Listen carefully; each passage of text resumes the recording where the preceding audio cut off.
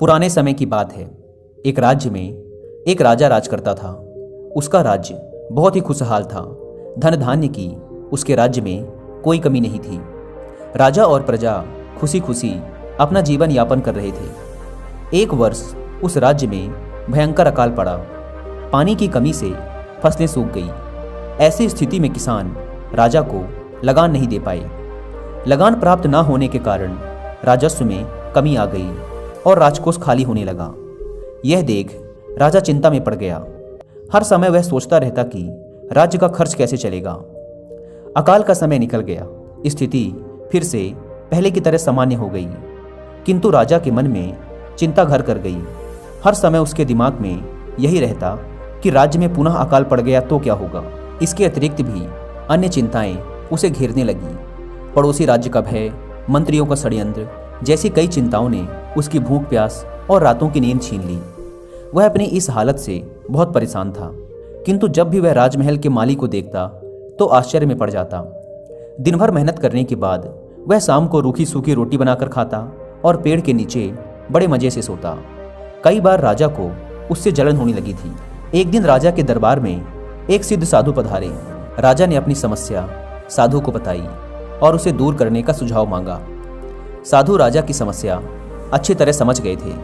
वे बोले, राजन, तुम्हारी चिंता की जड़ राजपाट है। अपना राजपाट पुत्र को देकर चिंता मुक्त हो जाओ।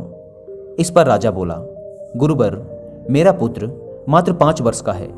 वह अबोध बालक राजपाट कैसे संभालेगा? तो फिर ऐसा करो कि अपनी चिंता का भार तुम मुझे सौंप दो। साधु बोले। राजा तैयार हो गया। उसने अपना राजपाट साधु को सौंप दिया। इसके बाद साधु ने पूछा, अब तुम क्या करोगे?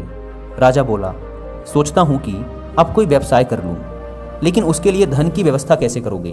अब तो राजपाट मेरा है, राजकोष के धन पर भी मेरा अधिकार है। साधु बोले, तो मैं कोई नौकरी कर लूंगा। राजा ने उत्तर दिया, ये ठीक है, लेकिन यदि तुम्हें नौकरी ही करनी है तो कहीं और जाने की आवश्यकता नहीं, यही नौकरी कर लो। मैं तो साधु हूं, मैं अपनी कुटिया में ही रहूंगा।